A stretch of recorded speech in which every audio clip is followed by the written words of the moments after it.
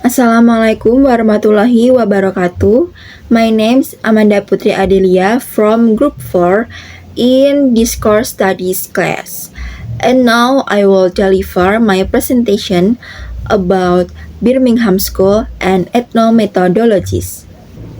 The Birmingham School, also known as the Center of Contemporary Cultural Studies or CCCS, is a school of thought that flourished at the University of Birmingham in UK from the 1960 to the 1980.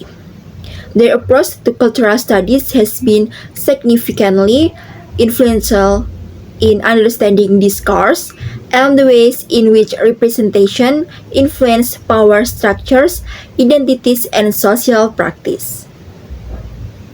In the context of discourse studies, the Birmingham School emphasized that discourse is not only to language but also includes cultural practice, media, and system of representation. The main points in their study are the first, hegemony and power or Gramscian influence, and the second, media, the third, ideology and representation, the fourth, interdisciplinary, and the fifth is resistance and agency. Next is understanding speech aids. A speech aid, as defined by your 1996 page 47, is an action via utterance.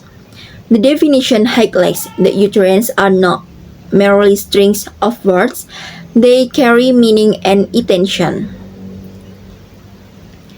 Speech aids can be categorized into three main types. The first is locutionary aids. Locutionary aids is the actual utterance and its literal meaning.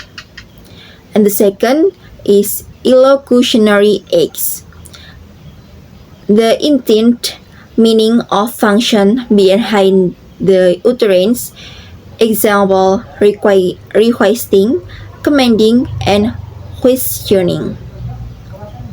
And the third is perlocutionary aids. The effect the utterance has on the listener, example persuading, convincing, or causing an emotional response. The next material is ethnomethodology. Ethnomethodology is a term that can often be misunderstood due to its name, which suggests it might refer to a specific research methodology. However, ethnomethodology is not a methodology for conducting research in the traditional sense. Instead, it's a distinct paradigm of inquiry within social science that focus on the practical methods through which members of a particular social group create and maintain their social reality. The term ethno refers to people, culture, or age, while methodology pertains to the set of methods or procedures that competent members of a social group use to organize themselves and produce a shared understanding of their social world. And the next is distinction from traditional social science. Ethnomethodology stands apart from traditional social scientific theories, which often seek to provide second-order explanation of social order.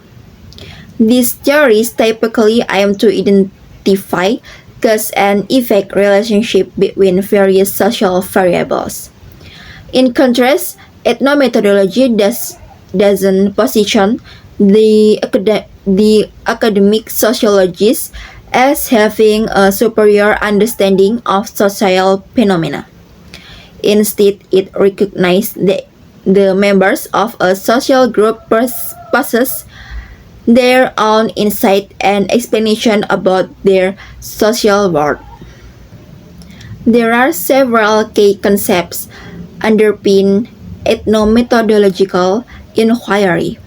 The first is indexicality, the second is reflexivity, and the third is documentary method of interpretation. The next is implication for research methods. Adopting an ethnomethodological approach has significant implication for the research method used in studying management and organization.